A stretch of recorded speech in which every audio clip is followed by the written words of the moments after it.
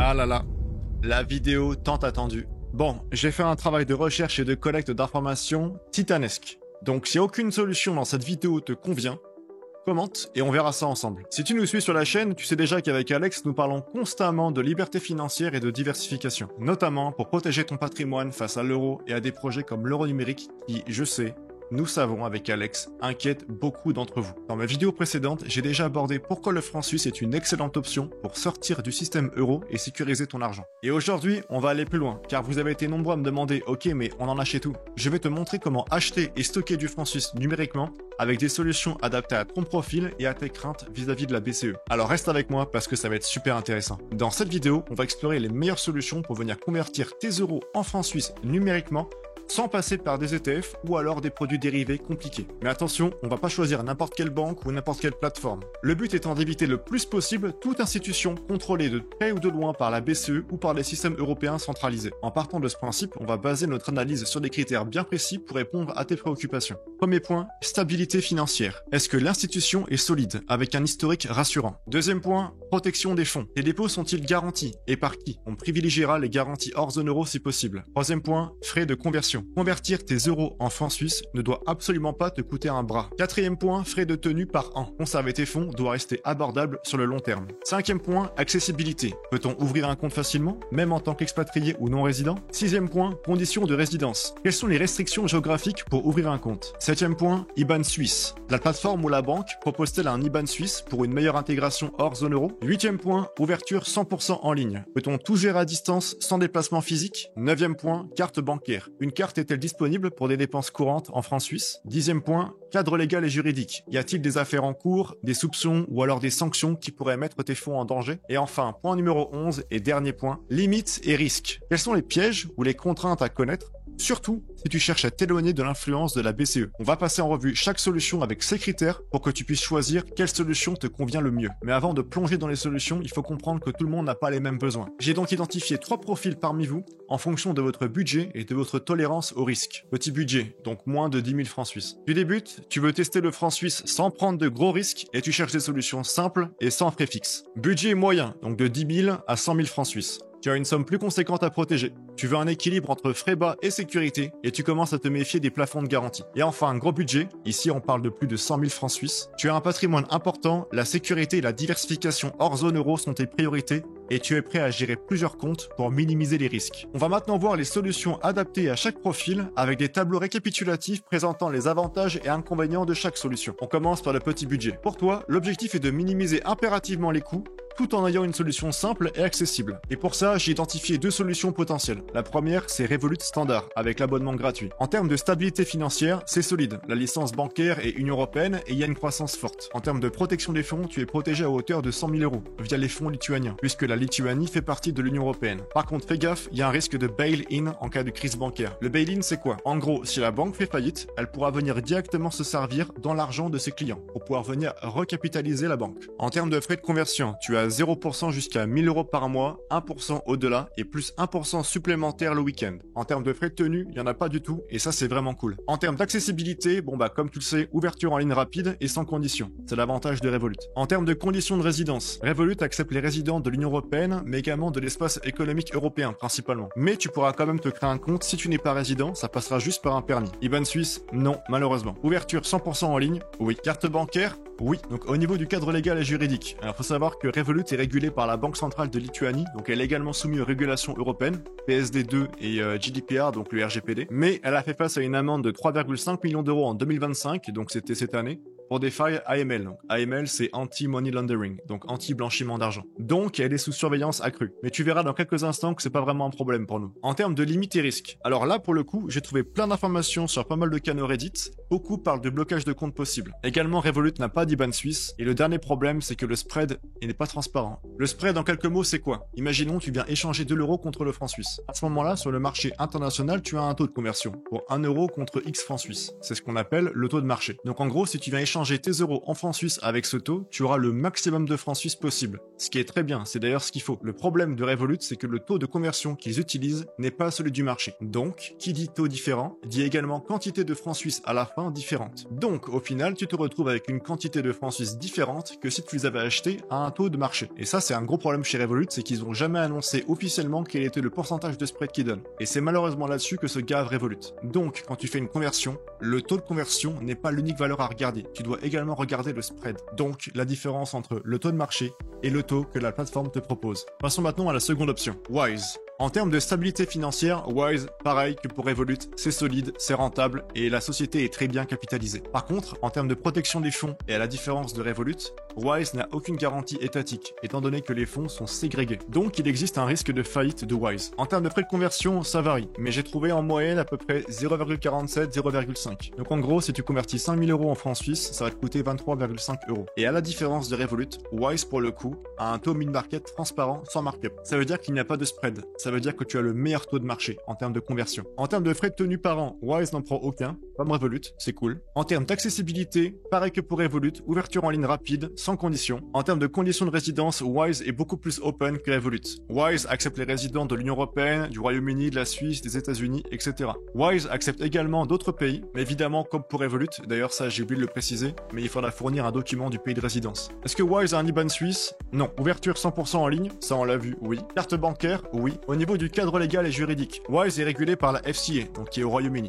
Wise est aussi régulé par la Banque Centrale Européenne, mais également d'autres autorités. Mais attention, depuis 2 ans, Wise a quelques problèmes réglementaires. En termes de limites et risques, Wise, comme Revolut, n'a pas d'IBAN suisse, mais c'est là que Revolut prend tout son sens parce que Wise n'a pas de garantie de dépôt. Donc tu es totalement dépendant de la stabilité de Wise. Si Wise fait faillite, tu n'as plus d'argent. Bon, maintenant, c'est quoi la synthèse et quelles recommandations pour un budget de moins de 10 000 francs suisses? On va commencer par Revolut Standard. Revolut Standard, c'est pour qui? C'est pour des utilisateurs avec de petites conversions ou alors des besoins occasionnels. Donc ici, on parle de moins de 1000 euros par mois. Et c'est principalement pour des résidents de l'Union Européenne ou alors de l'espace économique européen. Bref, l'Europe. En termes d'avantages, Revolut, c'est gratuit jusqu'à 1000 euros par mois de conversion. La carte bancaire est disponible et l'ouverture est rapide. En termes de limite, par contre, t'as des frais de 1% au-delà de 1000 euros par mois convertis et des frais supplémentaires le week-end. Également, t'as pas de garantie spécifique pour tes francs suisses. Et tu as également des risques de blocage de compte. Est-ce que c'est pertinent pour un budget de moins de 10 000 francs suisses? C'est très adapté pour des montants faibles et des conversions limitées. Mais attention aux frais cumulés si plusieurs opérations dépassent le seuil mensuel, donc le fameux seuil des 1000 euros par mois. Maintenant pour Wise. Wise, c'est pour qui? Wise, c'est pour des utilisateurs qui cherchent des conversions transparentes sans limite mensuelle. Ils sont également résidents de l'Union Européenne, du Royaume-Uni, de la Suisse, des États-Unis et d'autres pays dans le monde. En termes d'avantages, les frais sont transparents, tu as le taux du marché, ça c'est excellent.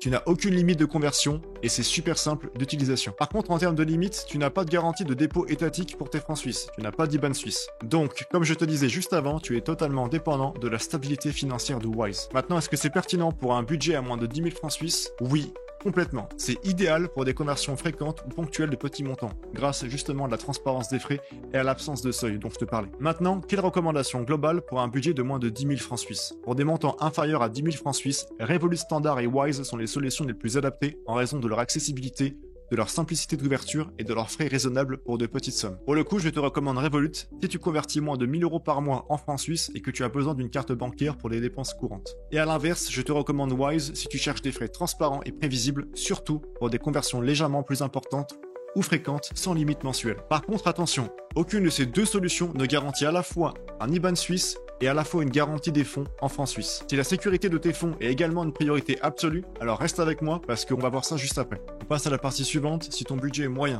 donc compris entre 10 000 euros et 100 000 euros. Ici, la somme à protéger commence à devenir balèze. La sécurité des fonds prend une importance centrale, mais il ne faut pas non plus négliger les frais de conversion et de tenue de compte, ni l'accessibilité si tu es un expat ou si tu n'es pas résident suisse. Ici, pour le budget moyen, on a beaucoup plus de solutions. Wise, on l'a déjà vu, Revolut aussi, mais je vais quand même refaire une passe sur Revolut parce qu'on a une légère modification. La différence qu'il y a entre Revolut Standard et Revolut Premium, c'est qu'avec Revolut Premium, tu passes à 0% de frais de conversion et sans limite de montant. Et ça, c'est génial. Bon, par contre, t'as toujours le spread dont on parlait juste avant, ça casse les couilles. Par contre, cette fois-ci, en plus de Wise et de Revolut Premium, on a 6 nouvelles solutions. Et parmi ces 6, 5 sont suisses. On va commencer par la première, You. En termes de stabilité financière, You, c'est solide. Derrière, c'est Swissquote et PostFinance, qui sont deux grosses banques suisses. En termes de protection des fonds, là, pour le coup, t'es sécurisé. Tu es protégé à hauteur de 100 000 francs suisses. Par contre, en termes de frais de conversion, conversion, tu passes à 0,95, donc quasiment 1% de frais de conversion, ce qui est énorme. À l'opposé, ce qui est cool, c'est que tu n'as aucun frais de tenue. Mais par contre, en termes d'accessibilité, là, c'est un problème.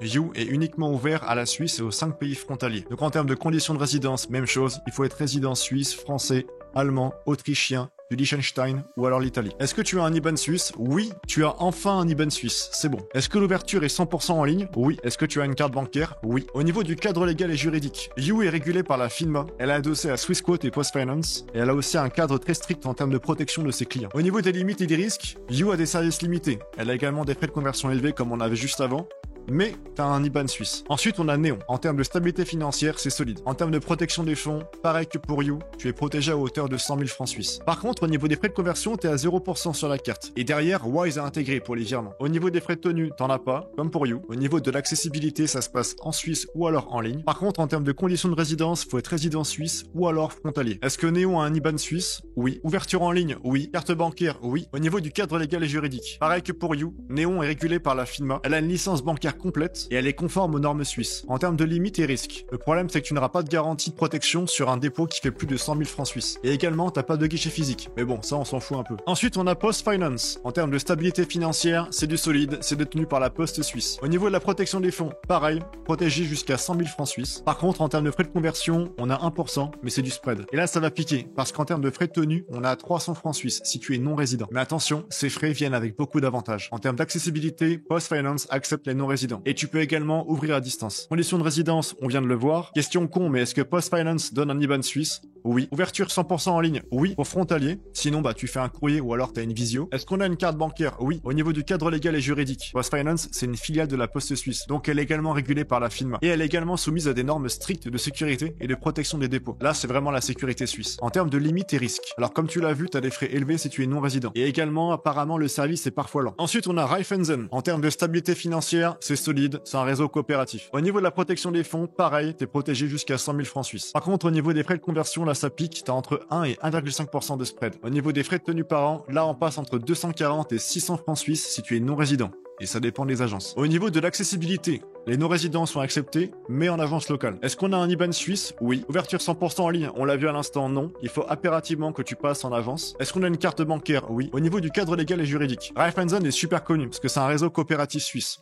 Elle est également régulée par la FINMA et elle a une très forte présence locale avec un cadre réglementaire qui est vachement strict. Au niveau des limites et des risques, donc comme tu l'as vu, il y a des frais élevés, l'ouverture est complexe. Et également, mais ça reste que mon avis personnel, ils ont un processus de sécurité en interne qui est super douteux. Donc Raiffeisen, j'éviterai. Ensuite, on a Migros Bank. En termes de stabilité financière, c'est solide, c'est le groupe Migros. En termes de protection des fonds, pareil, 100 000 francs suisses. Au niveau des frais de conversion, on est pareil que chez PostFinance, on a 1%, c'est du spread. Au niveau des frais de tenue par an, là ça douille également, on a entre 300 et 360 francs suisses si tu es non résident. Au niveau de l'accessibilité, ils acceptent les non résidents, mais par contre, comme pour Raiffeisen, il faut passer en agence. Est-ce qu'ils ont un IBAN suisse? Oui. L'ouverture 100% en ligne, on vient de le voir. Est-ce qu'ils ont une carte bancaire? Oui. Au niveau du cadre légal et juridique, Migros Bank, c'est une banque suisse qui est régulée également par la FINMA et elle est également membre de la garantie des dépôts suisses, ce qui lui donne donc un cadre légal super robuste. Au niveau des limites et des risques, bon, comme tu l'as vu, on a des frais élevés, l'ouverture est complexe et certaines personnes disent que l'application est obsolète. Et enfin, on a la dernière, qui n'est pas suisse, mais qui pèse quand même. J'ai nommé IBKR, ou Interactive Broker. En termes de stabilité financière, IBKR, c'est très solide, c'est coté au Nasdaq et ils ont de nombreuses juridictions. Au niveau de la protection des fonds, là, on est à 100 000 euros. Parce qu'en Europe, IBKR a 2 sièges, un en Hongrie, un en Irlande. Ils ont quelques comptes omnibus en Suisse, donc tu es partiellement protégé en francs suisses, mais part du principe que tu auras uniquement une protection des fonds en euros et pas en francs suisses dessus. Au niveau des frais de conversion, là, c'est incroyable, on est à 0,002%, avec un frais minimum de 2 $ si c'est manuel. Sinon, tu passes à 0,03 en automatique. Est-ce que IBKR a des frais de tenue? Pas du tout. Au niveau de l'accessibilité, IBKR est présent dans plus de 200 pays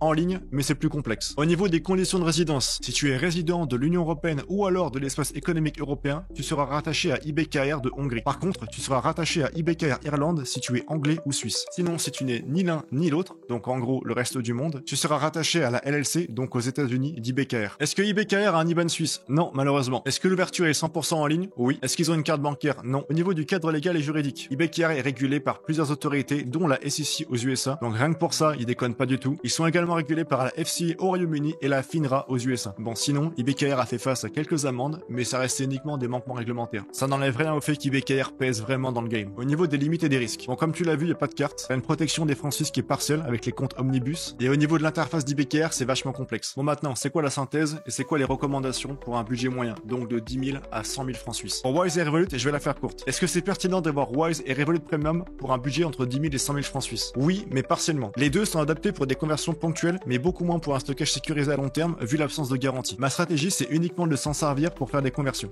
Et c'est tout. Concernant You, You c'est pour qui? Comme tu l'as vu, c'est pour les résidents frontaliers à la Suisse. C'est pour les personnes souhaitant un IBAN suisse, une carte et une garantie jusqu'à 100 000 francs suisses. En termes d'avantages, comme tu l'as vu, tu as un IBAN suisse, l'application est moderne, tu n'as pas de frais de tenue et tu as une garantie Easy Suisse. Au niveau de la limite, par contre, tu l'as vu, on a des frais de conversion élevés, donc de 0,95 et des services bancaires qui sont limités. Est-ce que c'est pertinent pour un budget entre 10 000 et 100 000 francs suisses? Oui, clairement. C'est très adapté parce que la garantie couvre pleinement cette fourchette et l'IBAN suisse, c'est un super atout. Concernant Néon, c'est pour qui? Néon, c'est pour les résidents suisses ou frontaliers qui cherchent un compte gratuit, un IBAN suisse, une carte Mastercard et une gestion 100% mobile. En termes d'avantages, on a quoi? Avec Néon, c'est comme You, tu n'as pas de frais de tenue, tu as une conversion par carte à taux interbancaire et tu as également la garantie Easy Suisse. Au niveau des limites, t'as pas de dépôt garanti au-delà de 100 000 francs suisses. Tu n'as pas de guichet physique et c'est pas accessible à tous les non-résidents. Est-ce que c'est pertinent pour le budget? C'est excellent pour les résidents suisses parce que tu as une garantie complète dans cette fourchette. Mais par contre, c'est limité par l'accessibilité géographique. Concernant PostFinance, c'est pour qui? C'est pour les non-résidents qui veulent une banque suisse solide avec un IBAN suisse et des services multilingues. Au niveau des avantages, PostFinance accepte les non-résidents. Elle a un IBAN suisse et elle est également garantie Easy Suisse. Au niveau des limites, par contre, tu l'as vu, on a des frais élevés. Le service est parfois lent et t'as pas d'ouverture 100% en ligne hors frontalier. Est-ce que c'est pertinent pour ce budget? C'est une bonne option pour les non-résidents parce que la garantie couvre la fourchette de budget, mais par contre, les frais annuels font mal au cul. Concernant Raiffeisen et Migros Bank, c'est pour qui? Ces deux banques sont pour les non-résidents qui souhaitent une banque suisse traditionnelle, prêts à se déplacer en avance et à payer des frais annuels. Au niveau des avantages, les deux proposent un réseau dense, un IBAN suisse et une garantie Easy Suisse. En termes de limites, ils ont des frais élevés, l'ouverture est complexe, l'application est parfois obsolète, notamment pour Migros Bank, et les services varient selon les agences. Est-ce que c'est pertinent pour le budget? C'est adapté, mais uniquement pour ceux qui privilégient une banque physique avec une garantie qui couvre la fourchette de budget. Mais par contre, le coût et la complexité sont élevés. Et enfin, pour Interactive Broker, donc IBKR, c'est pour les investisseurs actifs, les expats ou alors les profils mondiaux qui veulent détenir ou alors convertir des francs suisses à très bas coût. En termes d'avantages, tu l'as vu, les frais de conversion sont ultra faibles, un accès mondial et IBKR a une super robustesse financière. Au niveau des limites, pas de carte, pas d'IBAN suisse, protection des francs suisses partiels avec les comptes omnibus dont je te parlais, et l'usage est vachement technique et donc complexe. Est-ce que c'est pertinent pour le budget? Alors c'est super adapté pour les conversions ou alors les investissements, mais c'est beaucoup moins pour du stockage sécurisé à cause de la protection partielle dont je te parlais. Bon maintenant, c'est quoi la recommandation globale pour ce budget? Pour des montants qui sont compris entre 10 000 et 100 000 francs suisses, comme tu l'as vu, la priorité est de balancer sécurité des fonds et coûts opérationnels. You et Néon sont les solutions qui sont les plus adaptées pour les résidents autorisés, donc Suisse et frontalier pour You et juste la Suisse pour Néon, notamment grâce à la garantie Easy Suisse de 100 000 francs suisses, un IBAN suisse et l'absence de frais de tenue. PostFinance, Raiffeisen et Migros Bank, ça convient parfaitement aux non-résidents qui cherchent une banque suisse traditionnelle avec la garantie Easy Suisse, mais par contre, les frais annuels, ça fait mal au cul et la complexité d'ouverture sont des freins. Donc si tu es expat comme moi, mais que ton pays de résidence n'appartient pas à la liste des pays approuvés par You, alors PostFinance, c'est la solution pour toi. Les frais annuels, je sais, ça fait mal. Mais d'un côté, c'est soit ça, soit s'exposer au système européen. Interactive Broker, c'est idéal pour des conversions à bas coût ou alors un usage orienté investissement. Mais par contre, la protection partielle des francs suisses, ça en fait une option secondaire pour du stockage à long terme. Et enfin, comme déjà dit, Wise et Revolut Premium restent des options pour des conversions et uniquement pour de la conversion. C'est génial pour convertir, mais par contre, au niveau du stockage, comme tu l'as vu, on n'a pas de garantie sur du franc suisse. En termes de limitation, si la sécurité est une priorité absolue, alors il faut que tu choisisses une banque suisse avec un IBAN suisse et garantie Easy Suisse. Donc, You, Néon, PostFinance, etc. Si les frais sont par contre un critère dominant, tu peux combiner IBKR, donc pour les conversions, comme tu l'as vu avec les 0,002%, avec une banque suisse pour le stockage. Et enfin, gros budget. Bon, cette partie, elle va uniquement intéresser une fraction d'entre vous. Mais ça reste intéressant si tu as un budget moyen. Donc, pour ceux qui ont plus de 100 000 euros à convertir, la priorité, c'est la sécurité et la diversification hors zone euro. Qu'est-ce qui change au niveau du tableau? On a 3 nouvelles solutions. Je vais pas revenir sur les précédentes. La première, c'est BankU. En termes de stabilité financière, c'est solide, c'est une fintech. Pour la protection des fonds, tu es uniquement protégé en euros. Par contre, au niveau des frais de conversion, ça pique. Là, on a entre 0,5 et 1,5% de spread. Au niveau des frais de tenue, BankU va te coûter 120 euros par an. En termes d'accessibilité, par contre, ça reste uniquement l'Union européenne. Est-ce que BankU a un IBAN suisse? Non. Carte bancaire? Oui. Ouverture 100% en ligne? Oui. Au niveau du cadre légal et juridique, BankU, c'est une néobanque néerlandaise qui est régulée par l'autorité des marchés financiers des Pays-Bas,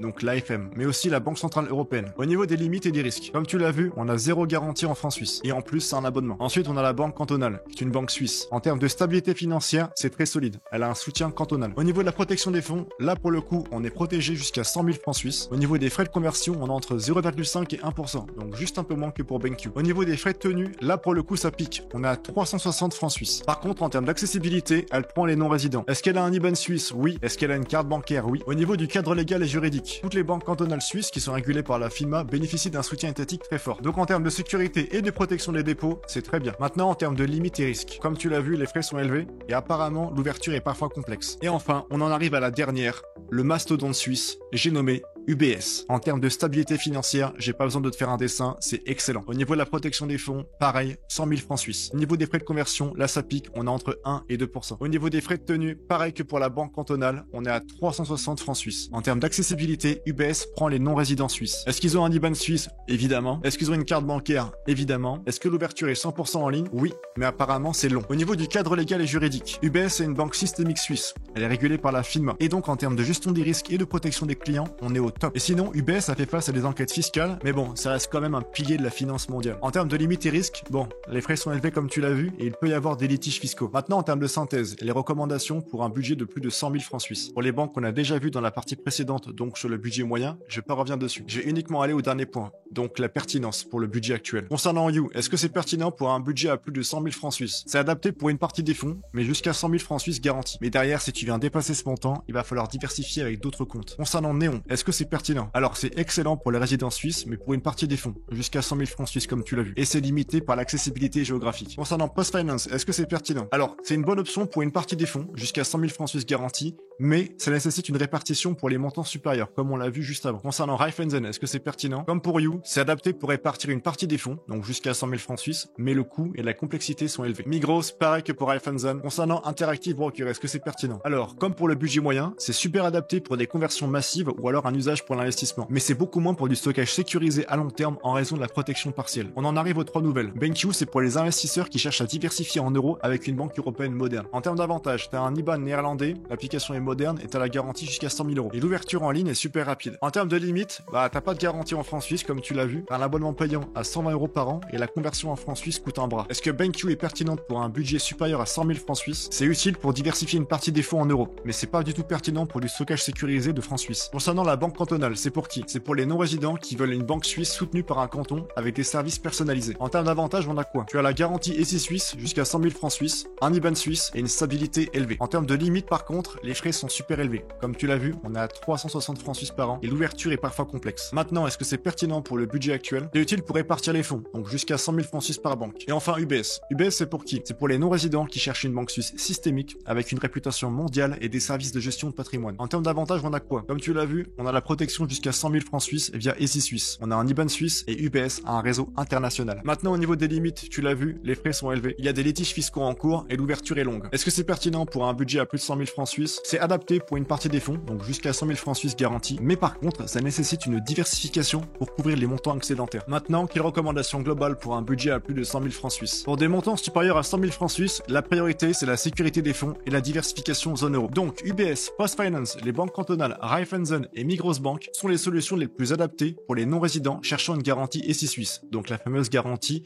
qui couvre jusqu'à 100 000 francs suisses par banque, et un IBAN suisse. Il est crucial de répartir les fonds sur plusieurs banques pour couvrir les montants excédentaires. Donc par exemple, si tu as 200 000 francs suisses, t'en mets 100 000 chez UBS et 100 000 chez la banque cantonale. À côté, You et Néon, ça convient parfaitement aux résidents frontaliers pour une partie des fonds, donc jusqu'à 100 000 francs suisses, avec des frais de tenue nuls et une ouverture simple. Mais par contre, pour tout montant supérieur, il va falloir diversifier. Concernant Interactive Broker, c'est parfait pour la conversion, c'est vraiment génial. Mais par contre, à cause de la protection partielle des francs suisses, ça en fait une option secondaire pour du stockage à long terme. Concernant BenQ, ça peut servir à diversifier une partie des fonds en euros, mais ce n'est pas pertinent pour du stockage sécurisé de francs suisses. Si t'as un gros poisson, donc si t'as plus de 100 000 francs suisses, je te recommande l'alliance entre IBKR pour la conversion et UBS et la banque cantonale pour du stockage. Attention, pour finir, un point important sur les aspects administratifs, parce que je sais que beaucoup d'entre vous veulent faire les choses correctement. Si tu es résident fiscal français et que tu ouvres un compte à l'étranger, que ce soit Revolut, Wise, You, UBS, tu dois le déclarer. C'est une simple formalité, ça coûte rien, mais c'est obligatoire si tu résides fiscalement en France. Côté taxation, posséder des francs suisses ne génère pas d'impôt en soi. Donc si tu réalises une plus-value en reconvertissant tes francs suisses en euros plus tard, et je précise pour un particulier et pas un trader régulier, cette plus-value ne sera pas taxée en France. Tu es donc protégé fiscalement dans ce contexte. Voilà, on a fait le tour des solutions par type, par profil. Je demande jamais ça, mais vraiment, si t'as aimé la vidéo, lâche un like s'il te plaît. Parce que ça m'a pris un temps de dingue, t'as même pas idée. Et surtout, abonne-toi pour ne pas rater nos prochaines vidéos. C'était Eric, à plus, au nom de la liberté.